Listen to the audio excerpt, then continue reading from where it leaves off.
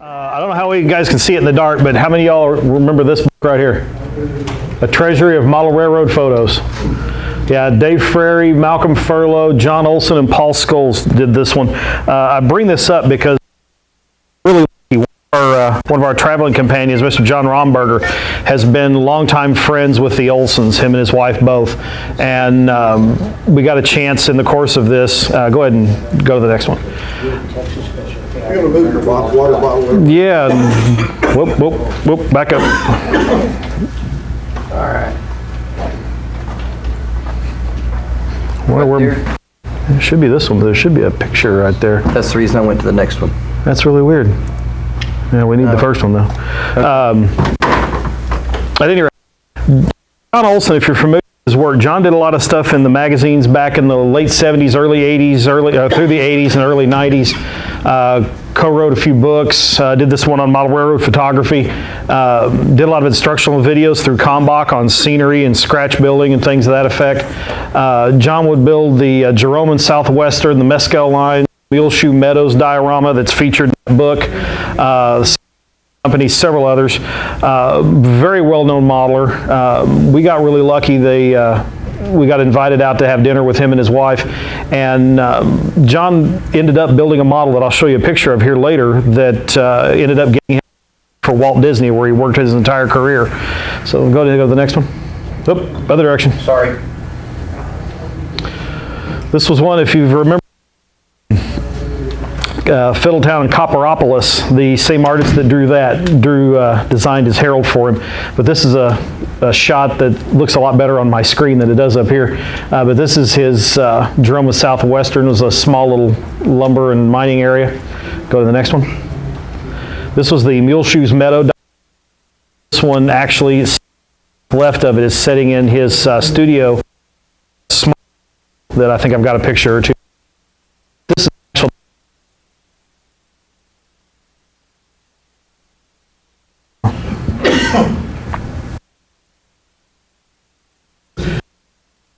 John. It's hard to read equipment like new, but look how beat up this thing is.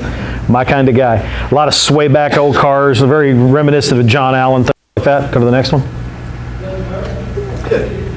Well, we got another picture. I wonder what's up with that. Out sitting in pastures in West Texas. Oh yeah. Yeah. Next one. This is some of his lumber company one. I love all the details and axes and shovels and cab curtains and canteens and hoses and one of the neat things. Yeah, exactly. One of the really neat things about modeling logging, you'll see all sorts of stuff stacked up around these locomotives. It's fire barrel. Go ahead. So this is our traveling. Mr. Palmer back there and myself and Steele's over there too. Mark Lachey and John, and then John Olson there in the center. This is his little studio that he has built out beside their cabin outside of Bishop, California. Way up in the mountains. Absolutely beautiful back there. Can't hear a thing besides the deer walking through his front yard. Really, really peaceful. Really neat place. Let's go to the next one. We went from there to Bodie. If you read the Narrow Gauge and Shoreline Gazette, Bodie's been featured in that for several years now. Guys doing drawings of the buildings that are there. If you ever find yourself out in northeastern California, this is definitely worth the drive to get out to go see. It was a very large mining area. Just mines all over the place. You can still tell by the tailings piles still stacked around all over. This is a really, really large mill complex that was there. The town started off back in the 1800s on what they thought was kind of a so-so vein of ore, and they had a cave in and hit the mother lode. At one point, the town went through, what was it, Jeff, 2 fires? Yes. One of them started by 3-year-old and local arsonist Billy something or other, was caught playing with matches and set fire to the place and burned about 1/3 of the town down back in the early 1900s. The area itself was for many, many years, and this is just a piece of it. There's all over, and then it sat abandoned for about, and then became a state park back in like 1960, and they've preserved it in a state of what they call decay. So they're trying to keep it from falling any further apart, but they're not going to go back and restore it and fix it all back up like it used to. The next one. Are you kidding me? We're going to be in for a long show if this is not going to feed. 13, 14, 15, there's 16. Yeah, see? Well, we had a bunch of Bodie shots. This is going to be a really quick clinic if we can't get half the slides to load. Those are the ones that collapsed. Yeah, there was 5 or 6 slides in there that actually had pictures. I don't know why they're not loading. That slide deck's huge. It's about a almost 3 3/4 meg slide to side deck. So these are pretty good sized shots. Well, after Bodie that we didn't get to see, we ended up in Carson City and went by the museum there. They've got both standard gauge and narrow gauge there. This is the little narrow gauge wood burner. That was built back in the 1870s. If you've seen the Eureka that Dan Markoff owns over in Las Vegas, it and this were sitting on the factory floor at the same time Grant was president. There is some talk that this and the Eureka will also be in Chama this next summer, along with the T12 that moved under her own power for the first time here about a week or so ago. I included this shot here because I thought this was kind of interesting. We got a gauge separation turnout going into the museum building itself, but it's a stub-in switch. You don't see many of those. Let's pray the next one works. Yay! Inside the museum, they've got several Virginia and Truckee locomotives. This is a standard gauge one that they actually do run around the park. It's under steam. No.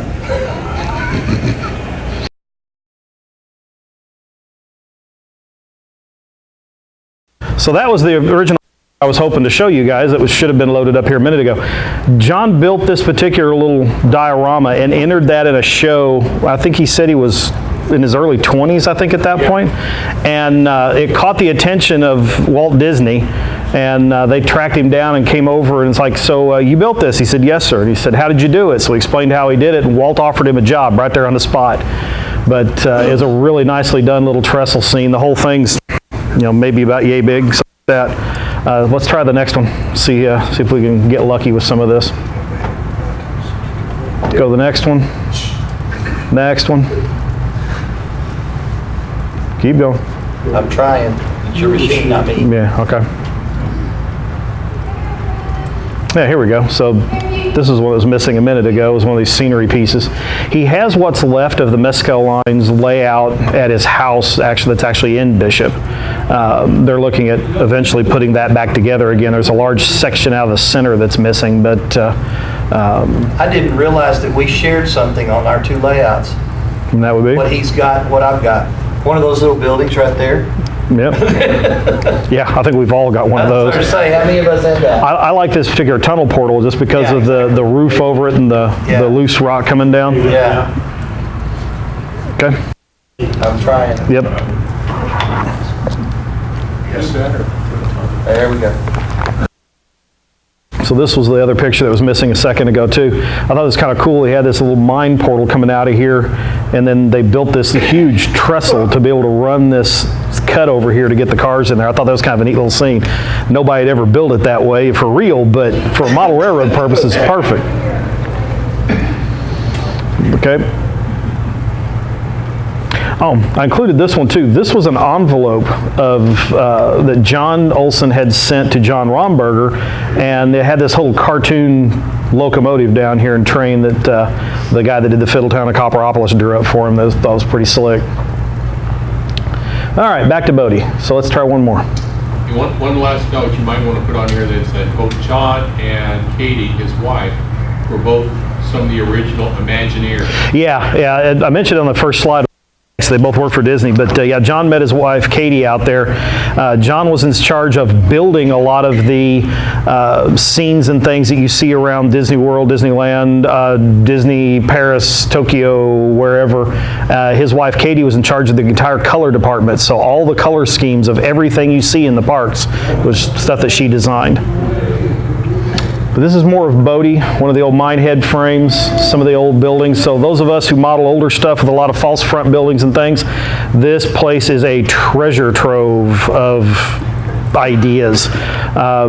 Give you an idea, over that week's worth of vacation and between all these pictures, you're seeing a exceedingly small sliver of the 2,000 photographs I took between my cell phone and my Nikon. Let's go to the next one.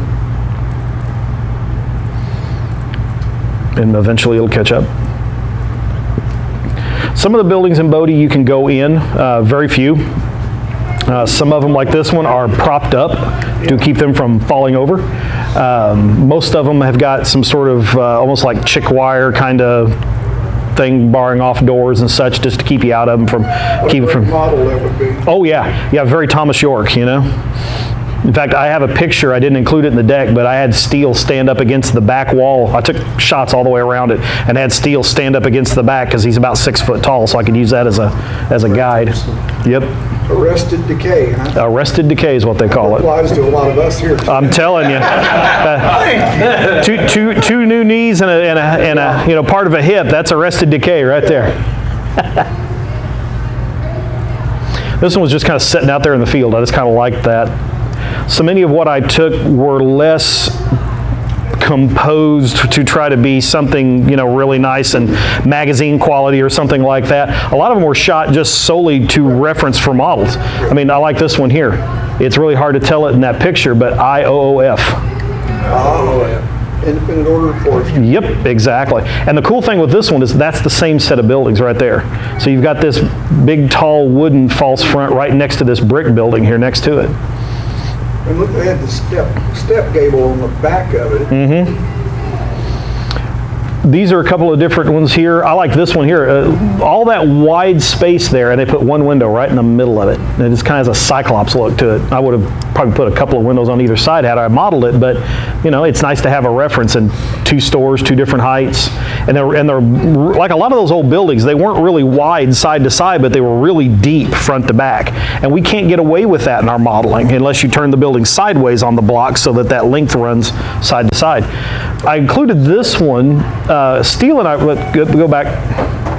Steele and I ran across this one, and we actually walked over close enough to see what the deal was with this. This whole thing was covered in like sail canvas along the side. We found one of them that was covered in little pieces of metal about yay big.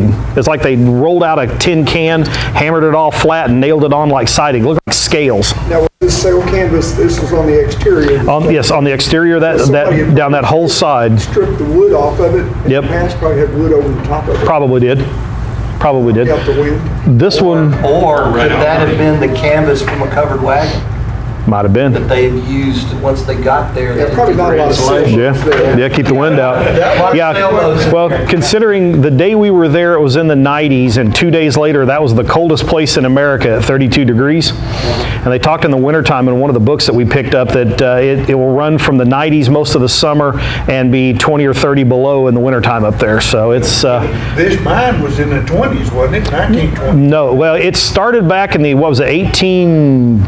Around the Civil War. Yeah, it was right around the time of the Civil War, a little before, and then ran up into the 1920s before it finally died off. I included this last picture over here for a couple of reasons. Number one, it was the basically the druggist, the apothecary, or whatever you want to call him, and doctor. But I included this one because look how nice and neat and pristine that paint is up underneath that eave, Out of the way. and then everything else is gone. Yeah, this is one of the things we talk about in the weathering clinic about, I hate it when I see a model railroader weather it all the way to the roof line, It's on the south side of the building too, all that. Yes. I like that display window too. Yeah, that little bump out was really nice. And the trim work right here, I took a couple of pictures of that for later reference too. Let's go to the next one. The chimney's actually really cool too. This is the Bodie Church. They ran for many, many years, and there was 0 churches in town, but a saloon about every far as you could throw a rock. It was not uncommon for gunfights to be breaking out. One of the references in the book we were reading while we were on the trip, that 2 guys got into a heated argument, started exchanging lead, were about 9 feet apart, emptied both their guns, and never hit a thing. The door, shot the cigar out of the mouth of the passerby. They didn't want to hit each other. One guy cruised outside, reloaded, came back in, and shot him dead. I never had paint on this building. that red? Yeah, it's actually a little more red up here than it is in person. It's a little more brown. a lot of the stuff upper elevations doesn't get gray like it does down here. It doesn't oxidize the same way. If you were to take a board off that church and bring it home in a heartbeat. But the old church is actually in pretty good shape. I'd love to know what that old window looked like back before they blew it all out and had to... I think it was in that guide that showed a picture of it, or somewhere I saw it. It was a stained glass window. Yeah. Okay. Now we're back at Carson City. Let's try the next one. Yeah, that engine was hot. Yeah. Yeah, we actually got about a 25, 30-foot cab ride in that little narrow gauge one. This one was actually steamed up as well. All right, let's try one more. There's Petticoat Junction. Like I say, they built a roof over it now, so. They did, didn't they? Yeah, it was kind of a shame. They had right across from this and back kind of between where the locomotive is now, that water tank's back in here, there was a column and it had two spouts on it, one for oil and one for water. It was kind of unique. I hadn't seen one done quite like that before. Let's roll on. Jamestown's got kind of a couple of neat things, and one, you need to tour the engine house, and you definitely got to go over into the side where they've got all the shop itself. It's all overhead belt-driven machinery and everything. I took a few hundred pictures in there of just junk. I mean, piles of stuff stacked up everywhere. I mean, that's the whole blacksmith area, but I mean, look at all the blacksmith tools hanging on that one cart. You've got your big cold forge here, but I mean, they've got a smaller one over here. These anvils here in the center. I mean, supports, ladles for smelting stuff. All of the wrenches for working. They've got a Shea, they've got a Heisler, I think they've got a Climax, they've got a couple of side rod engines, and typical when you're working with stuff like this, it's not like you can run down to Sears and buy a bunch of Craftsman tools to go work on one of these things. You either got it from the company that built the locomotive or you made it. So having a wall with a ton of this stuff just hanging on it in an engine house, exceedingly prototypical. What floor is in a blacksmith shop? Is that dirt? I believe it was. It's either dirt or they've concreted it in like they did the rest of the shop. These are still working shop? I think it is. I think that whole end of the roundhouse is on concrete. So these are still working facilities? Yes. But I love this. I mean, look at this. You've got a barrel, you've got some box sitting on it, you've got this little cubby thing down here full of all kinds of nuts and bolts, a bunch of clamps hanging off of a board here. The barrel's been turned into a little trash can. Just, I mean, there's just stuff stacked everywhere. It'd be cheaper to buy the full scale stuff than it would the HO size. Oh yeah, yeah. If you were to build this building Well, that depends. by itself Yeah. and build it with every last tool in it, you could probably buy a full-size car for what you'd spend in detail parts. I mean, there are just thousands and thousands of things in it. Let's roll to the next one. You want to go to SS Limited and find both. Yeah. Oh yeah. Just buy SS Limited. There you go. Tell them I said I want one of everything, or Now, two. where that gentleman is standing, he's looking at a three-cylinder Shea, Yeah. and next to that is Sierra number 3, which is I like the desk. fond memories of the TV show. That right there? Yeah. That is right on the door. Right there is the open doorway going out in toward the blacksmith shop and the rest of the shop. And I thought that was such a neat little deal. I mean, it's just basically cantilevered off the wall, except for there's no cantilevers. But I like the little lockers up above it and the little desk and all this. There's the little machinery for truing up wheels. And look at all the rest of this stuff. I mean, all of these are guards for where the overhead belts come down. And you can see some of the pulleys and things, lathe over here, little pump cart, they got a velocipede over here. And then stuff like this, decimal equivalents. On face value, you probably wouldn't think that much about it because it's not all that important to what we do, except for the fact that that's a sign hanging on the wall in that room. If you take a good solid picture of it, you can scale that down, even in something as simple as PowerPoint. Yeah. Print it off, cut it out, and stick it on the wall of your model. So how did they keep OSHA from coming around? There was no OSHA back then. Habla Ocean, senor. OSHA don't know where that's at now. Yeah. I remember Yeah, going, they hadn't found it They yet. haven't found it yet. They haven't been out I there. remember going through my uncle's cotton gin as a child when he had and it was all overhead belt powered. Yeah. Scared the life out of me, all those belts running. Oh, yeah, it's neat to see. I thought this would be a fun little project to try to figure out how to make one work. Not just standing still, not a static one, but actually get one to work. And I'm sitting there thinking you'd have to really gear down like a slot car and see if you could make that work. But I just thought that was a really neat little inspection car. I don't know how you get enough weight in it to keep it on the rails would be the trick. You have to make it out of lead. You'd almost have to, yeah. It's almost, you can almost cut down that one like Jeremy's got. Mm-hmm. Jeremy's got little rail cars. Yep. I mean, that is cut it down like something like that. Just outside of where the museum parking lot is this old Pickering crane. Jeff and I wandered down and took some pictures of that, and the rust work on that alone could keep you busy modeling for a month. And then we drove a little further out, and sitting outside the fairgrounds there is this old Shea number 3 from the Sugar Pine Railroad. Took a few pictures around it. So then we got up the next morning and we went over to a place called Sutter Creek, and it's a place called the Knight Foundry. It's been around since the 1800s, 1873. It is several structures in and around there. If you ever find yourself in Northern California, this is a great place to burn an afternoon. They do a tour. It's better to go in a group, which we did, but there was a whole crew of us that landed in there all at the same time and got to go through it. All of it overhead driven. There's 6 or 7 jib cranes inside that for moving large castings. One of them actually set on a pivot so it can actually bring stuff from one end of the shop to the other. And it has everything still in it. I mean, everything. We start out when you walk in, there's a little office. Then you walk in the design area where they actually built the masters and talked about how they had to oversize the masters based on what they were pouring it out of, because it allow for shrinkage rates and things like that. Size always came into it. If you thought it would take a car's worth of detail parts to do the roundhouse at Jamestown, you could probably buy 4 or 5 cars with all the stuff it would take to outfit this building.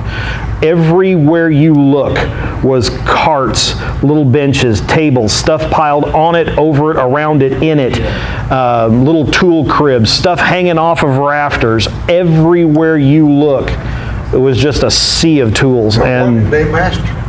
they made all sorts of things.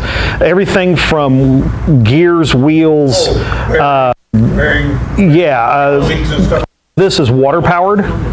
What we found columns. Jeff found a column. We were wandering around Old Town Sacramento that the really nice ornate column of the building on the bottom of it said it was cast by the Knight Foundry.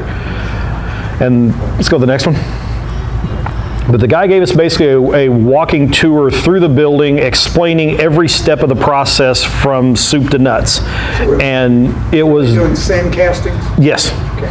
So And with molds? yeah, they would spend most of the week building out their molds, and then they poured like on, what was it, Friday, and then let everything set, and then break them down, and But I mean, all this stuff just hanging on the wall, all these little drawers and little parts and pieces.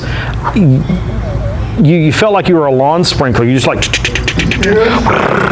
just taking pictures every step of the way. Hundreds and hundreds of images. And like I say, I pared them down to just a handful. That's been like that since the 1800s? Yeah, they're actually working on slowly trying to get the building itself back into where it's sound. It has some issues, and they're doing some casting now with a small forge, and they're casting some things in aluminum and selling a few trinkets and stuff like that, but they're actually trying to get it where they can get the full-size forge put back together again. So they've got a small wood lathe. This is just more of the shop where they build all the masters. So all these gears you see here are actually wood, all of them hand-carved and beveled out and everything. You start moving over into the other side. I mean, look at all the tools. I mean, my God. It looks like Celios got in there and just went crazy. So here's part of the original forge area here. More of the machine shop area. They had a couple of the oldest lathe in North America or something like that was sitting over in one corner. But I mean, again, look at all the barrels and just shelves and just stuff piled everywhere. Stuff was shipped around the horn to get there. Yeah, exactly. We went into Sutter Creek. We ate pizza at one of the best pizza places I think I've ever been to, and then wandered around town. One of the things that Jeff and I like to do when we get into a little place like this, especially stuff with a lot of the period stuff that's back where we model, roam around the town, take pictures of the buildings. Now, one of the things I didn't include in here, and we didn't do a lot of, is I also like to try to get around back if there's like an alley. Take pictures in the back too, because that's where our trains run. But for this one, we were looking at a lot of architecture shots. I mean, this will just give you some ideas of what Sutter Creek looks like. And signs. I mean, every little shop had some really neat hand-painted sign hanging off the roof over the walkway. Yeah, back then they all hung them underneath You bet. canopies. Yep. They weren't up out on poles. Exactly. And this is the kind of stuff you just can't get enough of in model railroading. Both of these I thought were kind of cool. I love the upstairs of this one where it's got the way they did the banister railing, doors on the corner here. This one was actually really neat. This isn't a full solid 4x4 post. It's two 2x, and then it's got this little ornate cap on it and the bracing and everything, and then they've got the open bracing up here as well. But that's all of that building. Is that spaced out? Yeah. Before in it? Yeah, it's a 2x4. Yeah. Yeah, with a spacer. Yep, exactly. So from there we ended up in Sacramento, where we had the convention. One of the first things we got a chance to do was go over to the California State Railroad Museum, and we were given an early tour. It's not ready for public consumption yet, but we were given an early tour of the model railroad part of it that they're putting in at the very upstairs. That's the NMRA's actually putting together for them. That one features several different dioramas. The guys that did Red Stag and all of that built, Muskrat Ramble, they built one that's in there now. The original San Juan Central that Malcolm Furlow built, along with Speed and John Romberger and a couple other local guys, that's in there now, fully under glass and all.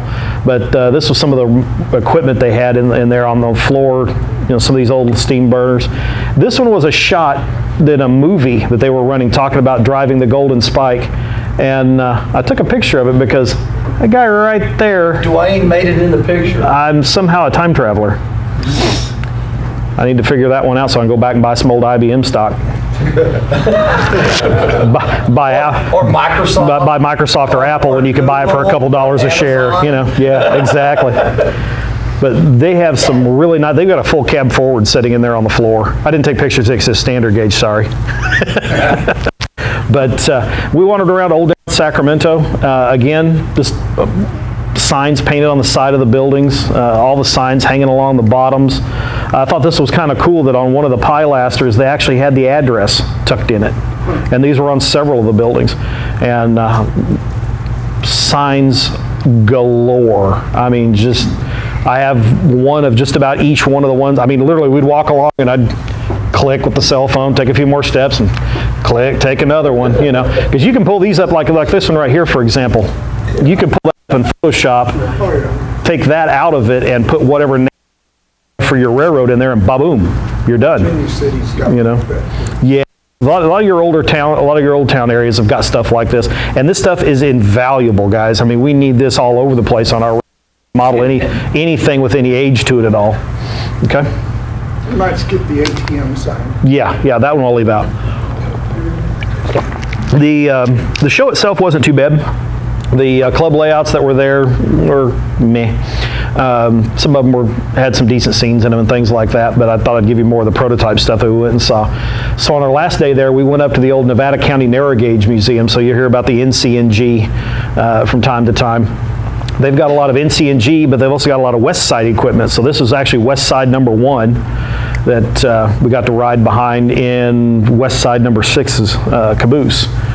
And they've got a little bit of rail going out there, not just a whole lot. That's grade they're coming up right there is, what do you say, 7.5%? It's, yeah, they got one little porter, I got a picture of in here, and it can't pull that one by itself. There she is. She couldn't make the grade by herself, so we actually have some pictures of that diesel pulled up behind the steam engine and shoving it up that grade. So you got this little porter steam with the little diesel switcher as a double head coming up the hill. Double head. Yeah, but they've got a three-way stub in here with an old harp stand. And they had a lot of really neat cars in here, like this little guy here. It's just a little four-wheel truck with this big tank strapped down to it. Couple of old, that's an NCNG tank car, but this one here is a West Side tank that Jeff and I crawled around and took a lot of pictures of and all of that. I think it'd be a fun little modeling project. Were they welcoming to you being able to do that? Oh yeah, we had free reign of the place. I mean, just wandered all over. It wasn't like being, I like going to Durango. Do not get me wrong. It is a great place to go. If you've never ridden that train, you've got to go. But the second your foot goes like this off that platform, you hear the voice of God, stay on the platform. Yes, Lord, you know. Yeah. See, I didn't have that Durango, experience. Yeah. so bad. Durango, Yeah, you. Cumbria is what you want. Oh yeah, Cumbria, you can walk all over, climb up on the equipment. Everybody's cool with it. But yeah, Durango. If you do go to Durango for $5, take the yard tour because then they actually take you out and around and all of that. You get to go see it. But yeah, yep, just did that. yep. Go take the yard tour. Let's try the next one. So this is our little traveling group. We're here at the end of it here, but Bob Lydecker, Jeff, Dave, of course, John Romberger, and myself, and Mark Lachey and Steele back there.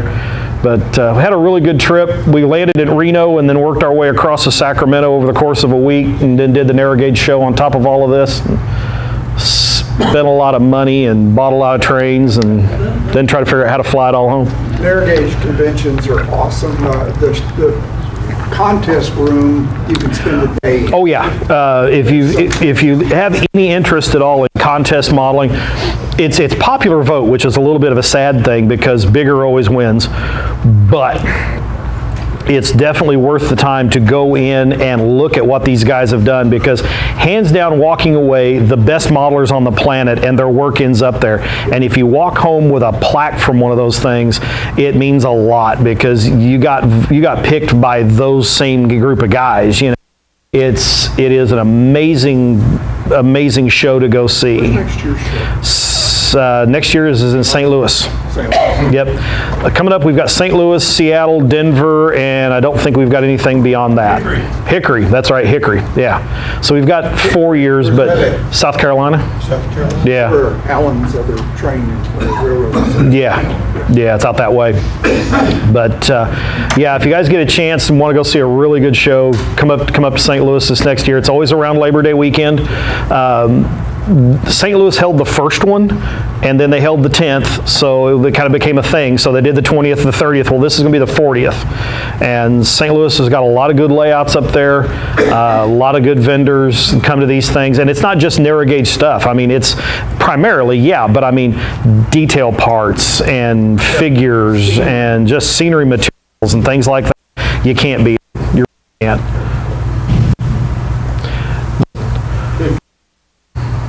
That's pretty much it. Thank you.